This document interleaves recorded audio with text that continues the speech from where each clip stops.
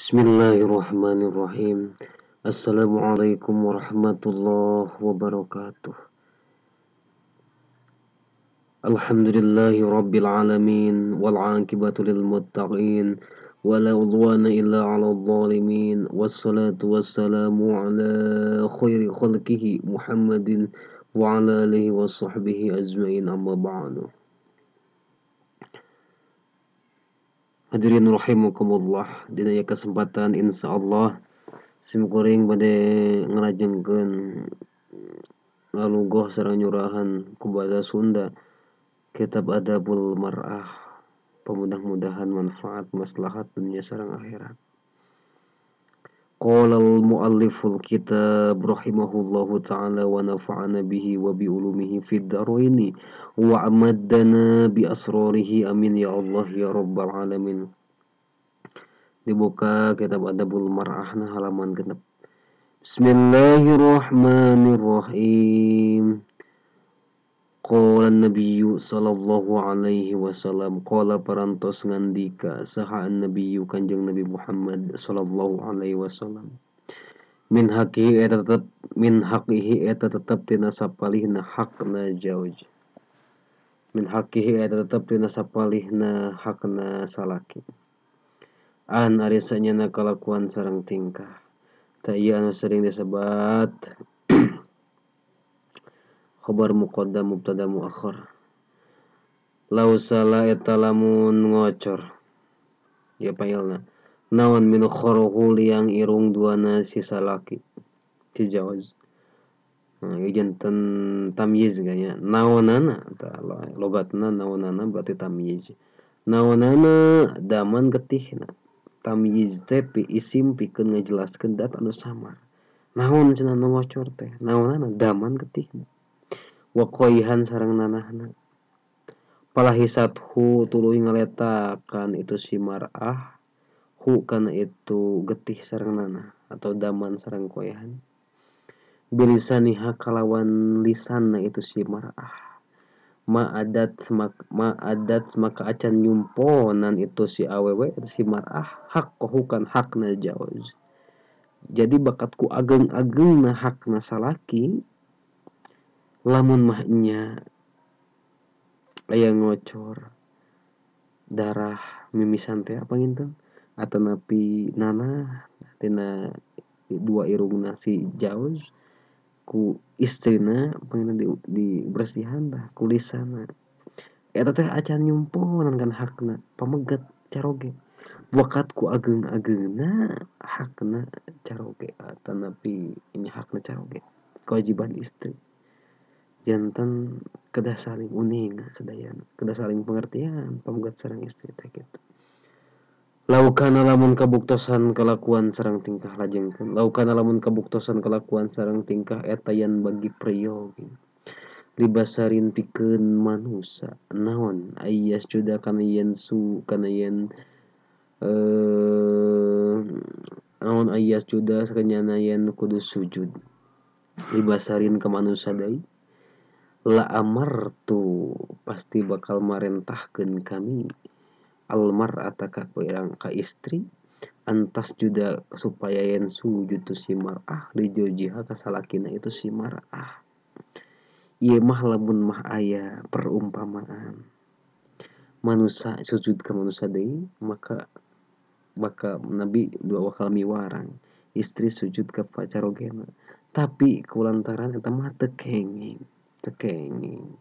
eta mah bakat ku ageng-ageng hakna caroge da teu kenging manusia sujud ka manusia deui teu kenging nya sujud mung ka Allah hungkul kitu ajengkeun wa qala parantos ngandika saha aliyu sayyidina Ali karramallahu wajhah karrama boga ngamuliakeun saha Allah Gusti Allah wajhahu kana raraina kana wajahna sayyidina Ali. Masya Allah kunaon Sayyidina Ali digelaran karramallahu wajhah kusabab Sayyidina Ali dina hiji keterangan teu patos atanapi henteu kantos ningali kegaduhan nyalira. Masya Allah. Nah, lajengkeun dakhaltu asub Sayyidina Ali atau asub kaula Sayyidina Ali alan nabiyyi ka Kanjeng Nabi Muhammad sallallahu alaihi wasallam atau nepi ka bumi na Kanjeng Nabi. Sallallahu muga rahmat saha Allah Gusti Allah alaihi ka Kanjeng Nabi wasallam sareng muga paling kasalamatan. Amin ya Allah.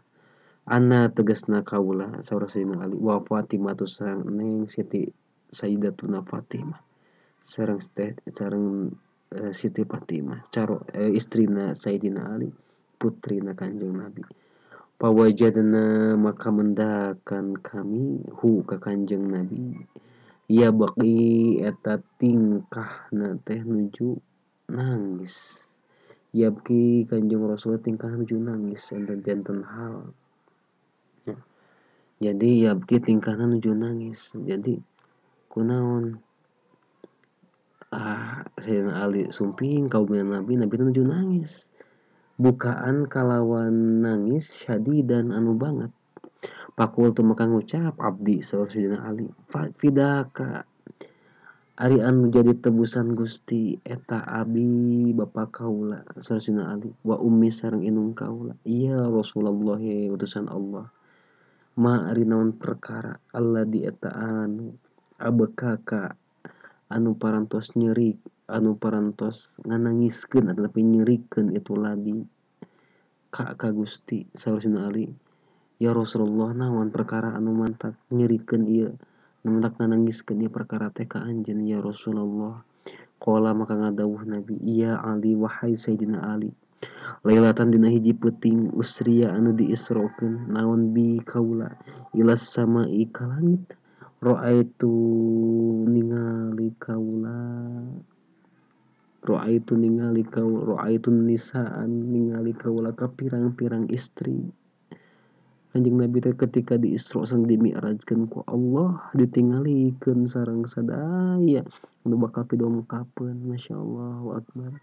Nabi ningali duka nangisna Nabi ningali pirang-pirang istri min ummati ti umat kaula yu'adzabna anu keur disariksa itu nisa nauzubillah finnari dina neraka bi anwa'il adabi kalawan ku pirang-pirang warna siksaan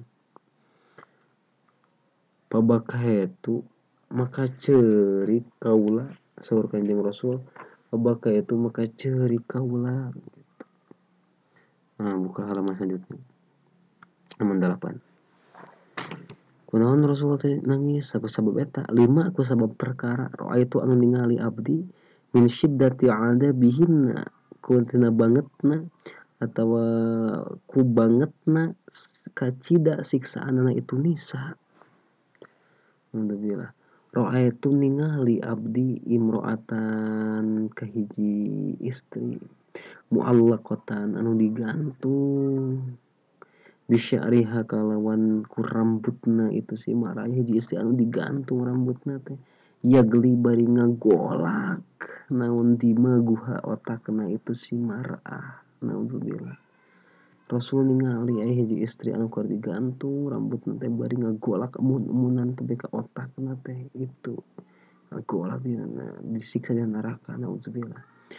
Wa ra'aitu sareng ningali abdi imro'atan ka hiji istri mu'allaqatan anu keur digantung gitu istri teh bilisaniha kalawan lisanna itu si marah digantung lisanna itu si marah wal hamimu bari ari anu jadi wal hamimu bari ari cai anu banget panas hamim teh eta yusobu dikocorkeun itu hamimu pihal hadina tenggorokan dina genggrongan itu nisa.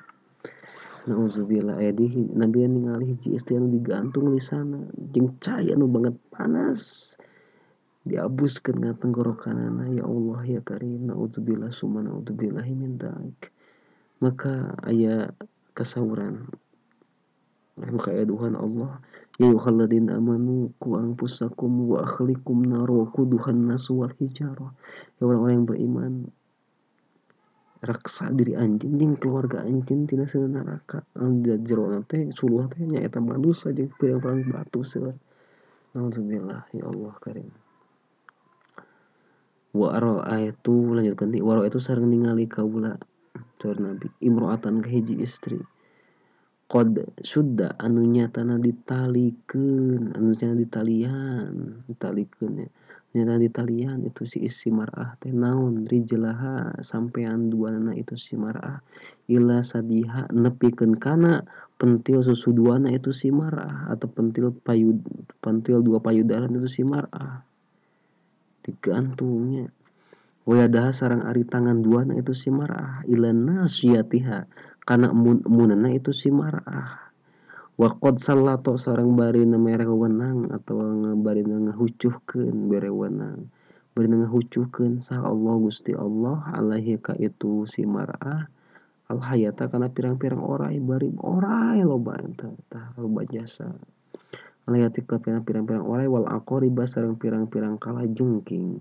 Wal itu sareng ningali kaula imro'atan ka hiji istri mu'alaqatan anu keur digantung bisa jiha kalawan pentil susu duana itu si mar'ah. Waro itu sareng ningali abdi imro'atan ka hiji istri ra'suha ari anu sirahna itu si mar'ah eta ra'su hinjirin sapertikeun sirahna babi. Nauzubillah. Wa badan mah sareng ari badan itu si mar'ah eta badan himarin sapertikeun badan himar. Wa alaiha sareng eta tetep ka itu si mar'ah naon alfi minal adabi ari sajuta ulah make naon nya alfin minal adabi ari sajuta tina warna-warna siksaan. Naudzubillah ya Allah neraka. Sareng Nabi deui ningali naon waro itu sareng ningali abdi sareng Nabi imro'atan ka hiji istri ala suratil qalbi netepan kana rupana anjing. Wanaru bari ari seuneu janten hal wanaru bari ari seuneu eta tadhulu asup itu naru tadhulu asup itu seuneu teh mimpiha tina cangkemna itu si mar'ah. Nauzubillah. Wa tarju sareng kaluar itu nar min duburi hatina duburna itu si mar'ah. Nauzubillah. Wal malaikatu bari ari malaikat eta yadribuna neunggeulan itu malaikat ra'suha kana sirahna itu si mar'ah. Nauzubillah. Bimaqomi kalawan pirang-pirang gada minarin tina seuneu. Nah saantos kitu teh saparantos kitu engke sadina Sayyidatuna Fatimah Neng Siti Fatimah Sayyidatuna Fatimah ngadeg reuas bakatku reuas ngadangu Nabi duwi kanangis sareng Nabi nyarioskeun nuju ka Isra sareng Mi'rajna. Insyaallah engke dibahas lajengna dina Adabul Mar'ah bagian ke-5 insyaallah. Dicukupkeun sakieu insyaallah jawabna di pertemuan selanjutnya atau dina video selanjutnya. Mudah-mudahan aya manfaatna maslahat dunya akhirat. Sakitu tiasa kapihatur. Wassalamualaikum warahmatullahi wabarakatuh.